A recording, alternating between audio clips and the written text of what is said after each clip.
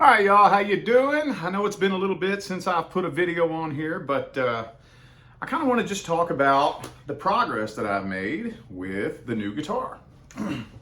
So if anybody just happens to be stumbling over here for the first time, you don't know who I am. I am actually a career YouTube tarot card reader.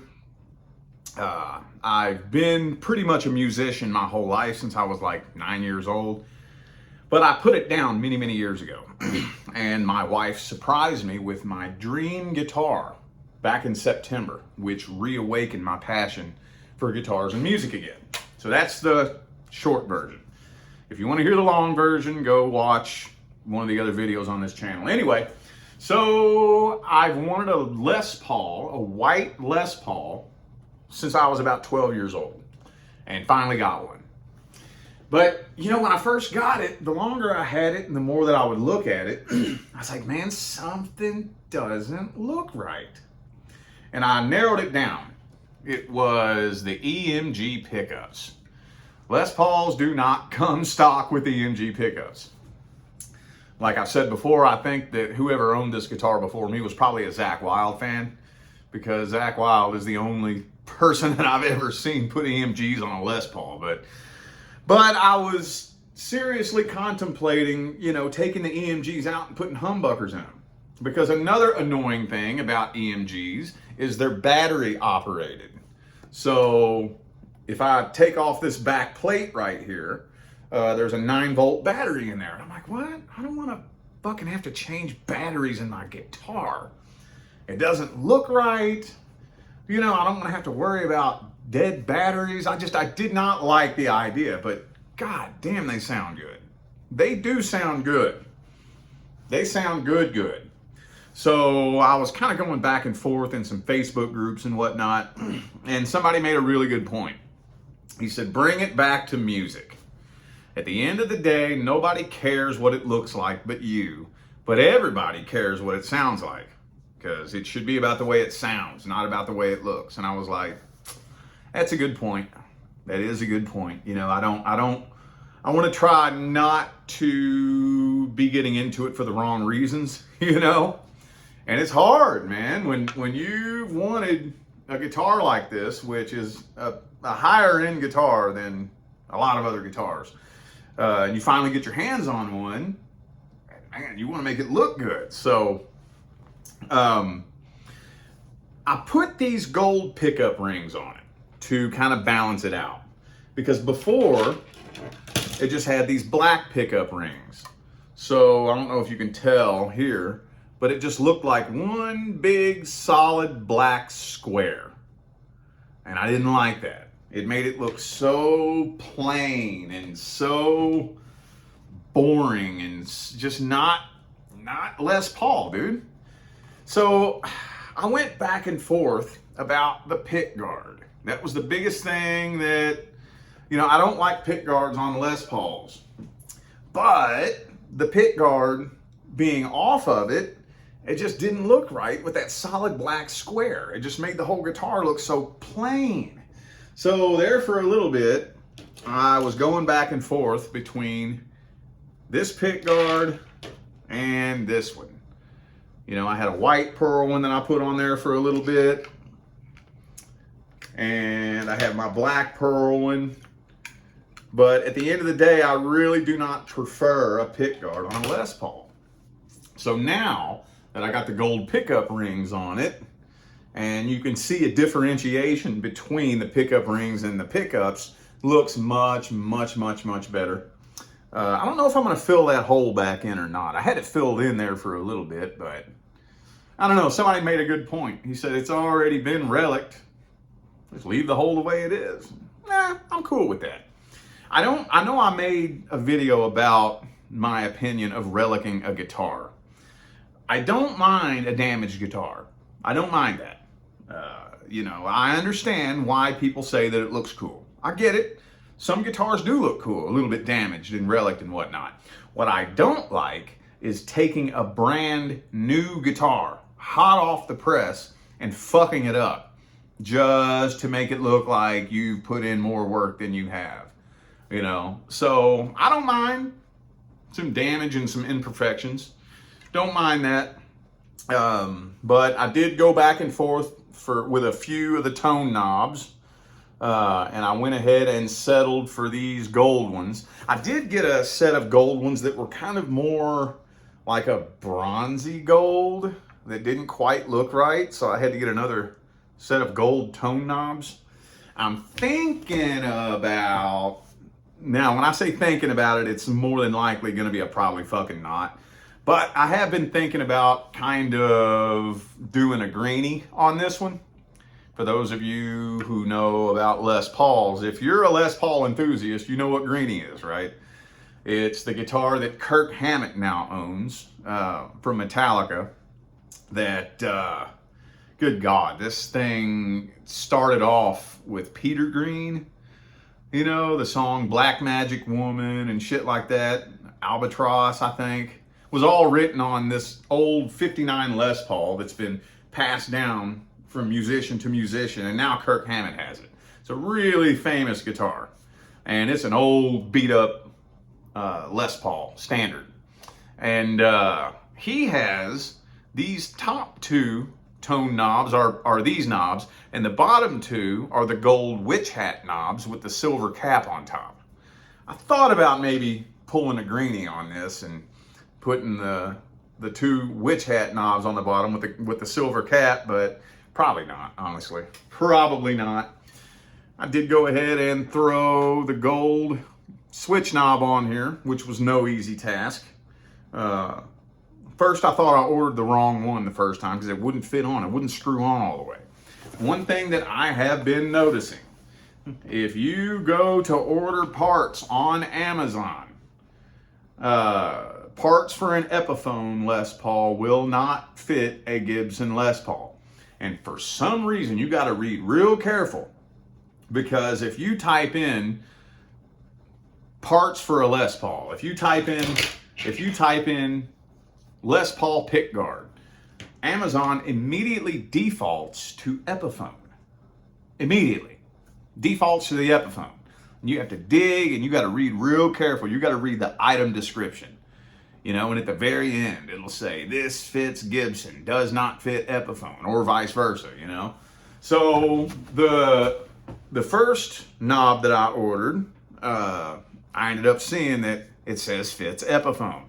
I'm like, good God, even the fucking switch knob fit the fucking Epiphone, but not the Gibson? So I went ahead and got the other, and one that said it fit Gibson, but it didn't. I got it and it still fit exactly the same. So I just took some pliers. See, what it would do is it would screw on halfway and stop. And I said, man, fuck that. So I got some pliers and I forced it on there. So got a gold pickup switch knob there. Of course, you know, I did the back plates. Same thing. I didn't realize it until after I ordered it that these are for the Epiphone. And if you look here, you can see where there's way too much space in here because it doesn't fit this perfectly, but it's the back of the guitar, so I really don't care. As long as it goes in there and the holes mount up, I'm cool with that. But yeah, there's a lot of space. There's a big gap in here where it doesn't quite fit right. And also, here's my favorite thing too, my truss rod cover. So I've been going back and forth what truss rod cover I want to get. I don't like the truss rod covers with writing on them. You know, every Les Paul will come with a truss rod cover that has the type of Les Paul it is written on the truss rod cover. So like a Les Paul Studio, I don't know where it's at. Here it is. Here's the original one that it came with. The original one it came with was this one. You see it says Studio right there. I just don't like that writing. I don't like that writing. So I was like, you know what? Let me just get a blank truss rod cover. So I went ahead and I got this one. Been rocking the blank one for a couple of weeks. And I was like, well, I got these pearl pick guards. So I grabbed up these two. And as cool as you would think it looks, like this black pearl, and I went ahead and got a black pearl one to match the black pearl pick guard. but these are kind of 2 different shades of black pearl. And so it didn't quite look right. You know, there was too much of a contrast up there with that black pearl. It just stands out a little bit too much. And then I had the white pearl pick guard, and I decided to try out the white pearl truss rod cover. And same thing. It's a little bit too noisy, a little bit too loud to me. And this probably just has to do with, you know, the way I saw things when I was a kid. But every time I would get a guitar magazine and I would see a picture of Slash playing, the first thing I would notice is that beautiful Les Paul right there in the middle. And I don't want to take away from that. But I did go ahead and find a really badass truss rod cover. That's real mother of pearl. That's the Gibson Split Diamond. So if you've ever seen a Les Paul Custom, a Les Paul Custom doesn't say Les Paul right here. It has a split diamond like this all the way up the headstock here. Just a big split diamond. I'm not a big fan of that look. Not really. I think a Les Paul has to say Les Paul right here. If it doesn't, like Kirk Hammett's Greenie, it doesn't say Les Paul here because it wore off. And if you go get the signature Greenie from like Guitar Center or something like that, they didn't put Les Paul here because Kirk Hammett's doesn't have it on there. And I'm like, no, that's the only thing I don't like about it. That's the reason I will not buy a Greenie, because it has to say Les Paul. But the split diamond does look cool. So I found one that's real mother of pearl. This is a wood truss rod cover with real mother of pearl. And I was like, dude, I can have the best of both worlds. You know, on the Custom, it has a big split diamond up here, and it says Les Paul Custom on the truss rod cover. So now I just kind of did the mirror image. I flipped it. So I got the split diamond here and Les Paul here. And now I am finished with it. That is all the modifications that she needs. So absolutely beautiful. Like I said, this is the most perfect sounding and feeling guitar I've ever owned in my life. The most perfect. But I'm still buying a 50 standard. I'm still buying a 50 standard. I think it is absolutely mandatory that a Les Paul player or a Les Paul enthusiast, at least if you're a Les Paul enthusiast, I think it's mandatory that you have to own a 50 standard. But honestly, the last time I played a 50 standard, like I told you all in the other video, it was the most ungodly, uncomfortable, awkward thing I had ever played in my life. It didn't really feel anything like this. It was so heavy. But apparently nowadays they are weight relieving most Les Pauls nowadays. I think you, if I remember correctly, you have to kind of special order it to have it non-weight relieved. But even weight relieved, these are still a little bit heavier than your average guitar. Like this one here is still just a little bit heavier than your average guitar. It's about 9 pounds, somewhere in there. It's much heavier than the last Stratocaster I had. But the neck is so slim. And the 50 standards are notorious for having those big, fat, chunky necks. So this has the neck profile of a 60s standard. So slim, it fits in your hands perfectly. It's just, I love that. And it feels solid. That's another thing about the Les Pauls too, is they feel solid. Like you can hold this and just tell by feeling it that it's a solid, high-end piece of equipment. So anyway, yeah, the next guitar that I'm going to be getting though, I don't know if the 50 standard is going to be the next one that I'm getting, because you all know how the economy has been. It's been affecting me too.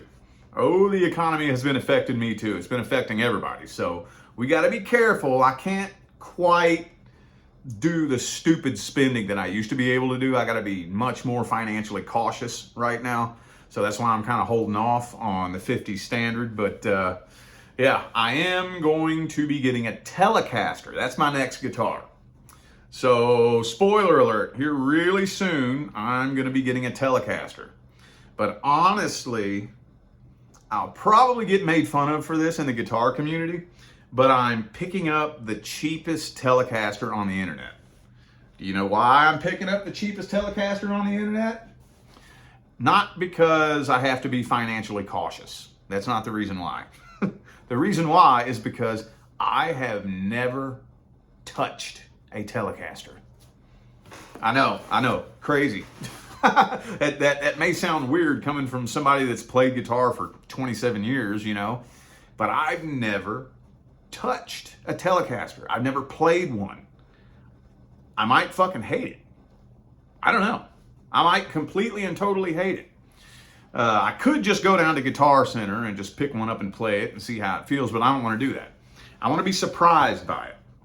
I want to own one. The reason why I want to own one is because the very performance that inspired me to pick up guitar for the first time was being played by a Fender Telecaster.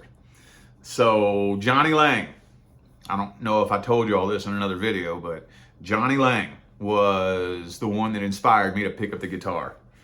I was about 9 years old, and my grandpa had been asking me, do you want to play guitar? I think you would be really good at playing guitar. I'm like, no, I don't want to do that. I was intimidated by it, you know? And he kept bugging me. I think you would be good at the guitar. Do you want to play guitar? No, I don't want to do that. And then I don't even think it was a month later, a couple weeks later, I saw on Disney Channel, Johnny Lang's concert on the Disney Channel. I don't know if y'all remember that back in the day. You remember when they would do like these concerts? I know they did LeAnn Rimes. They may have done Hanson. Did Hanson have one back then? They would do these live Disney Channel concerts, and Johnny Lang came on, and he was playing a Fender Telecaster, and I was just mesmerized. I was mesmerized, dude. I was like, that is the coolest thing I have ever seen in my life. So I ran to my grandpa. I said, okay, I want to play guitar now. I want to play guitar now. And that's what inspired me to play the guitar. So I would think that I should own the guitar that inspired me. I think so. Now, he played a Telecaster thin line, and those are expensive as hell. I'm not passionate enough, and I don't know enough about them. I've never touched one, never played one, to go spend a lot of money on a Fender Telecaster. I just want to own one. I just want to have it. I think I should own a Telecaster because that's the guitar that inspired me. The one I'm buying is not a thin line Telecaster, but still, it's a Tele. So anyway, yeah, I just wanted to put some content on here because I haven't in a minute, and update you on Pearl. Her name is Pearl, and she's complete. She's done. There's nothing else that I have left to do. Like I said, unless I want to do the knobs down here, the two witch hat knobs, and if I ever decide to maybe throw humbuckers in here, I don't know, man. I'm so torn on that. So torn on it. But anyway, though, yeah, I am going to be auditioning for a band this month, and we'll see where that goes. If it's supposed to happen, it'll happen. If it's not supposed to happen, it won't. I'm totally fine either way. That's the way you want to go into things like this. You don't want to get your hopes up and get your expectations up. I don't know what kind of style they're looking for. I don't know what kind of look they're looking for. A lot of bands out there will audition people and not pick the best player, but they'll pick the person that looks the part to fit in with the band. There's a lot of bands out there that will actually pick a player because of their look, right? Rather than how they play, and that person can suck worse than the other person that doesn't look the part. There's bands out there that'll do that.